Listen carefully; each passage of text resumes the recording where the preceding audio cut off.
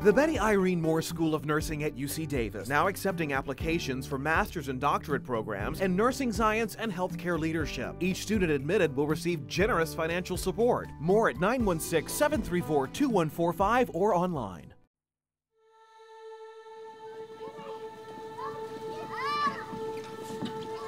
It's a topic that'll move you to tears. What child, what adult, could hold their breath for 5 minutes and 21 seconds? You know, I gave up something that I loved, and that was having the store. But the love you have for your daughter, your family's that much bigger. No one else was going to take care of her. Yet, it's a crisis many California families are not even aware of. My district has one full-time credentialed school nurse for 14,800 kids. What do nurses do? Help people and save people. We do. We try to help people. The school nursing shortage in our region is in critical condition. I had some pretty bad asthma, like I had swelling up in my chest, and I had to sit out, and I couldn't talk to any school nurse because I didn't know if there was any school nurse that was around. My biggest fear is that somebody was going to die. That's my biggest fear. And it's probably happened already. I wish I could do more, because when they give you a hug or they make a little drawing with a Band-Aid on it and say, "Thanks, Nurse Vicki, you've made a difference. You've touched somebody's life."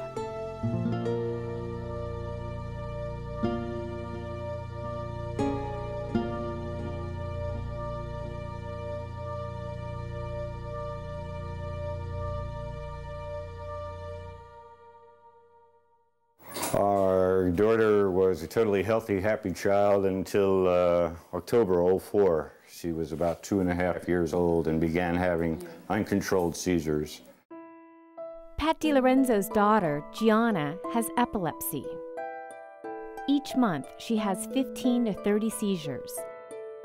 And her seizures can strike anytime, anywhere, even at school. The second day of school, Wednesday, September 9th, the principal called us. Gianna had had what we were told was a 70-second seizure, was turning blue and foaming at the mouth. Paramedics were there. I was furious. My daughter is in a school with no protection. I demanded, and I got a copy of the paramedics report, which showed that it was 5 minutes and 21 seconds from the time the alarm came in to 911 dispatch to the time the paramedics arrived at school. What child, what adult, could hold their breath for 5 minutes and 21 seconds? It's a heartbreaking story, but unfortunately, the DiLorenzos are not the only parents who have a child with a serious medical condition. Stories like this one are echoed throughout California. The nursing shortage in California schools is critical.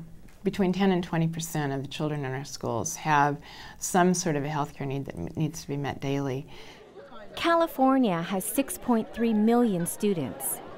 And with chronic illnesses such as asthma, diabetes, childhood obesity, epilepsy, food allergies, and heart disease on the rise, there is concern over who will care for these students at school. Kids spend most of their day at school, so there's just statistically there's going to be a chance that something will happen at school. And there isn't anybody around who wants, a dead child on the conscience, of any administrator. Because there's no requirement in California for school nurses, school districts decide how many or how few school nurses they're going to hire. We know that we need to do a much better job when our basic core function is keep our students healthy and safe while at school. We simply cannot shortchange those areas.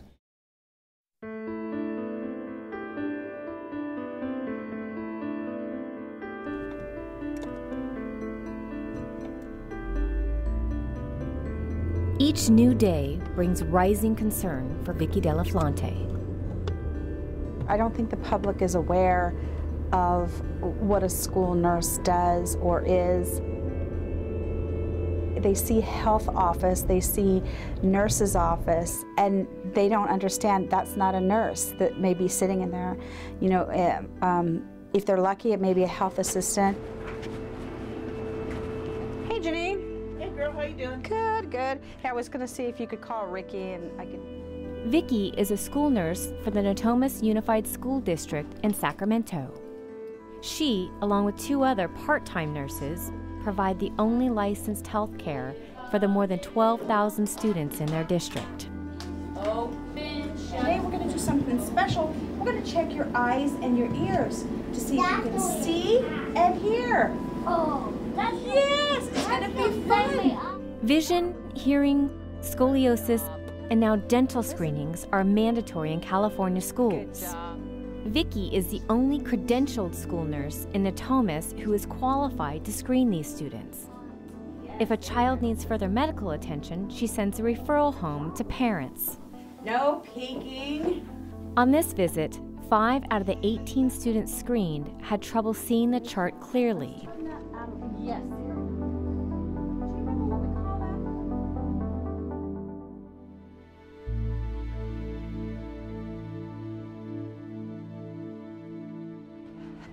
We're going to go to Bannon Creek Elementary, and there's a young lady over there, and she is one of our diabetics, and so we go to make sure that she's doing okay. We help her with carb counting and that type of thing, calculating her insulin. And then after that, then we'll have to run back over to another school that has diabetics there, and try to finish up here real quick and then run back over to the other school across town.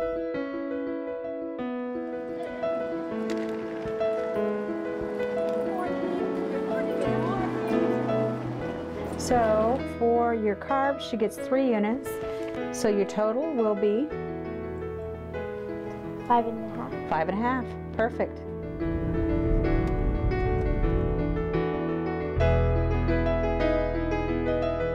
Work on a little bit.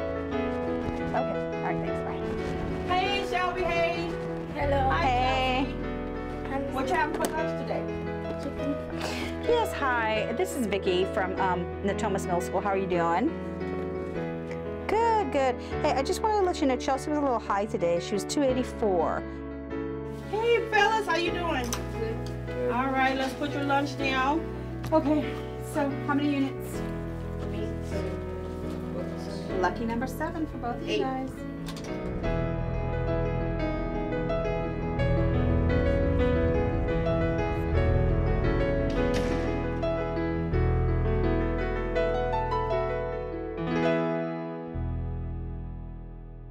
And they're not really sure why the body does that and why there's, I mean, for type 1, why your pancreas and everything just stops working. But there are 12 health assistants who play limited roles in the schools that comprise the Natomas Unified School District. All of them help Vicki take care of students. So it's crucial that every health assistant is properly trained to help care for students. Today's lesson is on diabetes. But I want you to pretend like this is the real needle. So you're going to pop the top off of your jar, okay, your little vial, pop the top off. You're going to take your needle and you're going to insert it in the middle. If you miss that hole and you poke yourself, you lose. In an emergency situation, you need to know what to do at that moment. And so when they go ahead and they review things like this, you know, it helps recall all that in case of emergency. But review processes for health assistants, like Melissa, will no longer be needed. The board just voted to eliminate the health assistant positions as of the end of this school year. So after that, I will have no health assistant in the school at all, which means that you know, the paperwork and some of the immunization things that they've done, it won't be available. There won't be anybody to do that. As a parent, I wouldn't be comfortable with the way things are going right now in the schools. I know everybody's getting laid off and it is difficult. Money isn't there. But how can our kids learn if they're not healthy? They can't. I grew up in the 50s, and so I had a school nurse, and I grew up in California as well. So we had a nurse in our office. She wore her little white uniform, her white cap, and she sat there and waited for kids to come in with a skinned knee, with a tummy ache, cramps, and she dealt with those kids. There were not the kids with the chronic illness, the kids with the specialized physical health care needs that we have today. Over the last 20 years, the changes in medical technology have increased the survival rate. Children who might have died several years ago as newborns are surviving and they're attending our schools. And many of those children come to school with significant health problems. Years ago, it was routine. Doctors made house calls, while nurses cared for students at school. Today, things are drastically different. When it comes to younger children, a lot of involvement is needed, and that's where we are falling short sometimes because we don't have enough personnel available, and sometimes parents are forced to go to the school to take care of their child, especially when at lunchtime insulin is needed on a regular basis.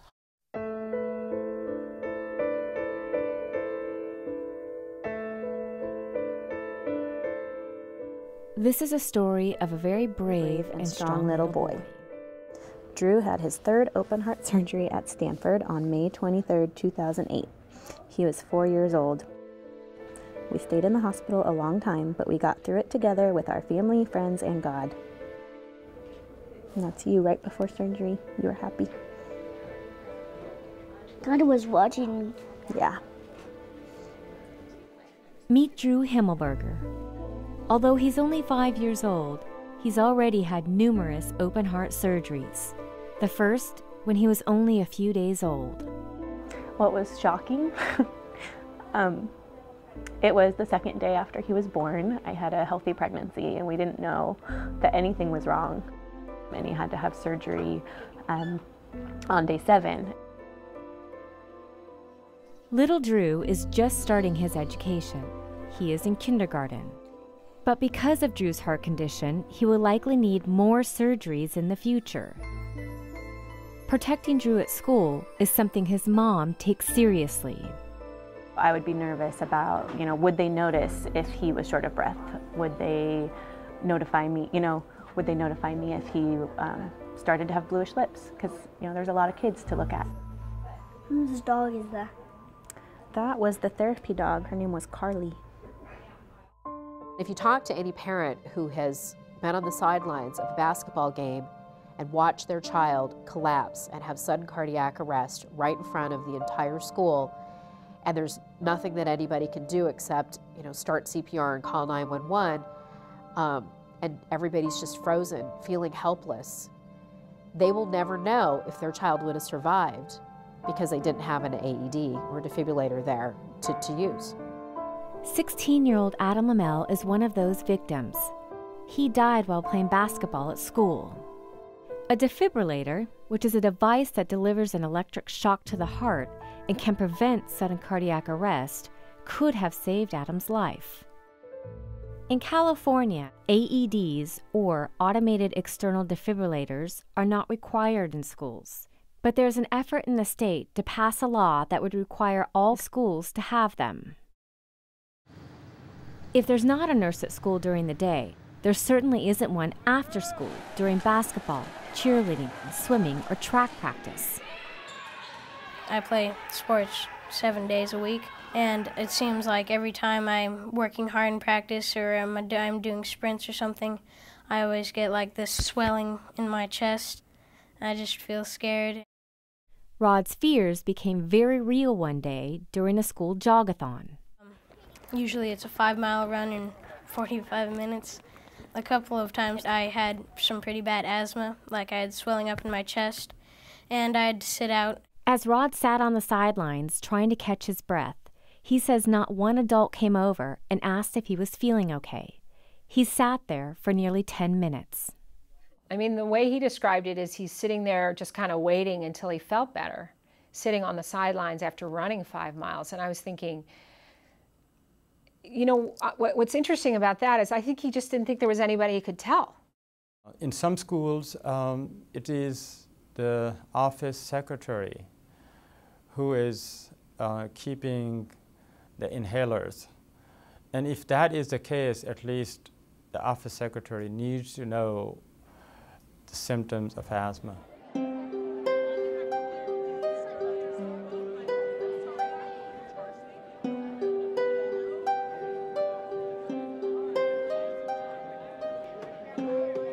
When your child has a food allergy, really every day when you get up and you leave your front door, it is like playing Russian roulette.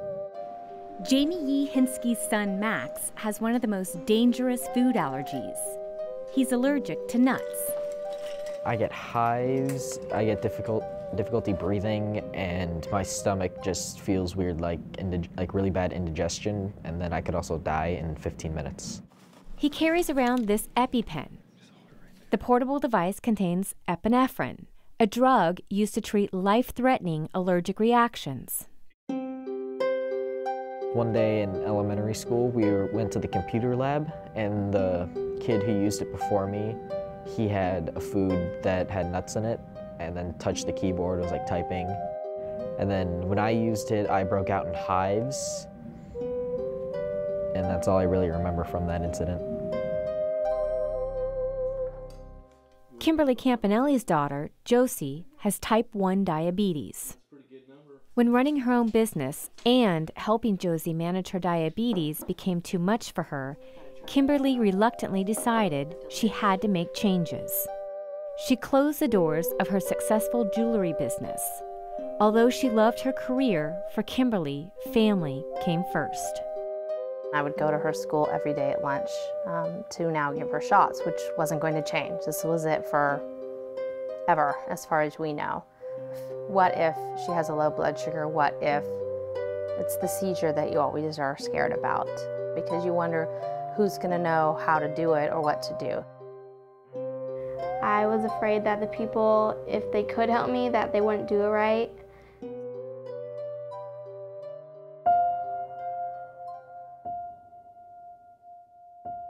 Hello, my name is Gabrielle Zagers and I'm 10 years old. I've had diabetes for 5.5 years. Last year at my school, my blood sugar got low during PE and I almost passed out. The people that took care of me during that time were my teacher and the health aide. Our National Association of School Nurses recommends one credentialed school nurse or a school nurse for every 750 general ed students. My district has one full-time credentialed school nurse for 14,800 kids. Without nurses, who is responsible to care for kids at school? California law only allows the credentialed school nurse to be the supervisor of health. We filed a class action on behalf of approximately 15,000 children with diabetes in California schools who were not receiving care during the course of the school day. We filed this class action against the Department of Education because children in California schools have federal and state rights to receive a full, fair, and appropriate education during the course of the school day, same rights as every other child has. Attorney James Wood is seeking legal clarification over the state's medical policy in schools. Administering insulin is at the center of the debate.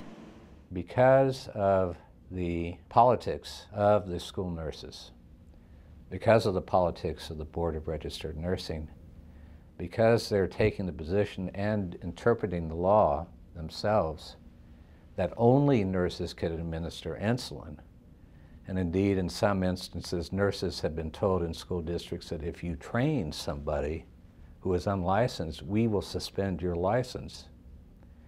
Because of that threat, and because of the position of the various nursing unions and so on, school districts are hesitant to permit training of individuals. The school secretaries are managing, the health clerks are managing, but all it takes is one mistake. For instance, the child who goes into a diabetic coma and needs glucagon, and they've trained and trained and trained these people, but an unlicensed person is not a nurse, so they may panic. And they may think, okay, what do I do? What do I do? Insulin, that's right, we'll give the child insulin. And insulin is the worst thing you could do for a child with a diabetic coma. Their 7-year-olds are administering their own insulin. Parents are administering insulin.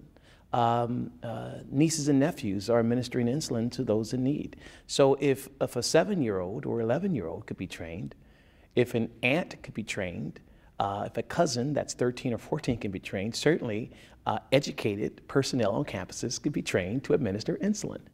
We're not asking that person to make clinical decisions about how much insulin should be given. That's all kind of mapped out for the child. What we're asking is that if that child needs 2 units, that they help the child obtain that 2 units of insulin.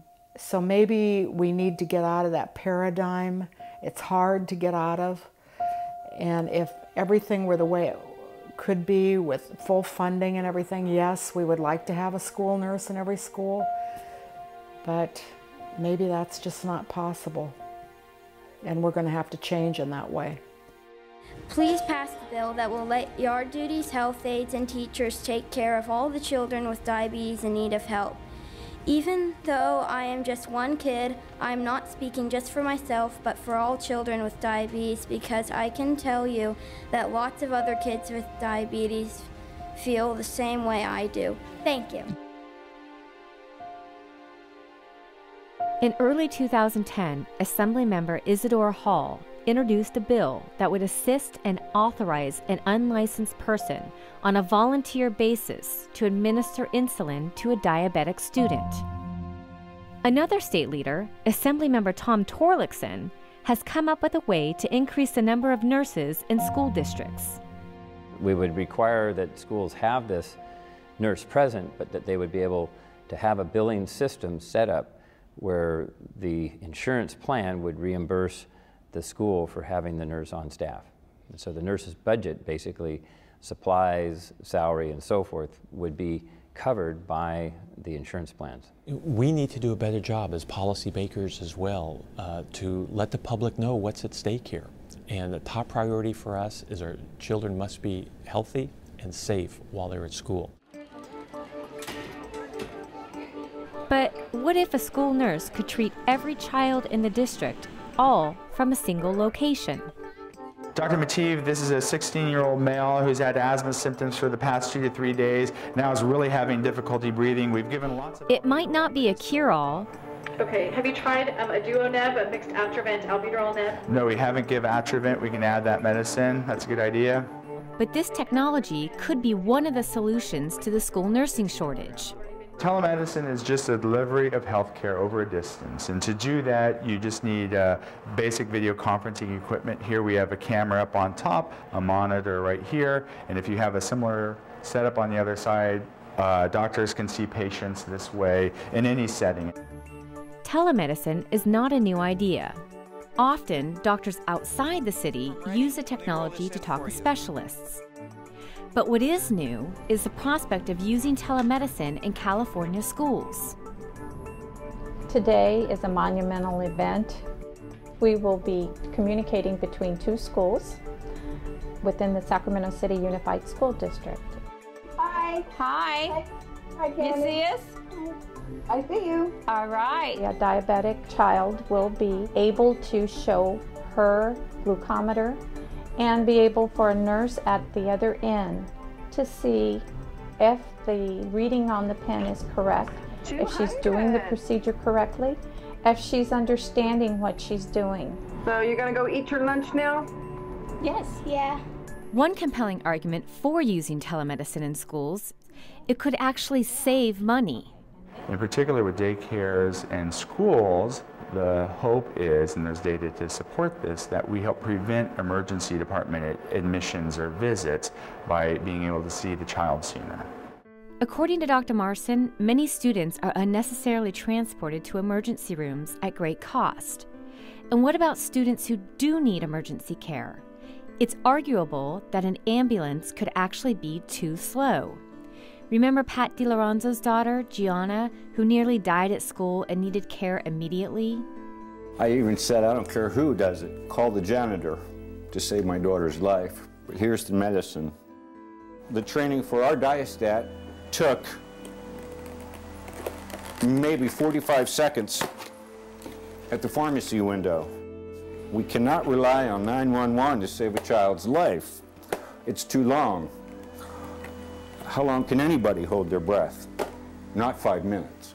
This is where the technology is testing the frontier of how healthcare is delivered. So I could imagine that I, as a physician, I should be able to see a mother or a school nurse or even a teacher administering a medicine that I can double check to that child. It's a win for the nurse, it's a win for the student, and it's making sure our students are safe and getting appropriate care. If we put aside all of our political agendas and goals and ideals and put the child first and understand what the needs of the child, of every child in the 10,000 schools in this state are, if we can do that, then I think that we can begin to have a discussion about what the solution to the problem is. I think we have to decide that we have to fight for things that are actually best for the children. It's very critical that we address the shortage of school nurses in our schools. I hope maybe this documentary will help people to see what we do and maybe showcase a little bit and maybe help some other children in the future. To order a DVD copy of this program, call 888-814-3923 or visit kvie.org/viewfinder. The Betty Irene Moore School of Nursing at UC Davis, now accepting applications for master's and doctorate programs in nursing science and healthcare leadership. Each student admitted will receive generous financial support. More at 916-734-2145 or online.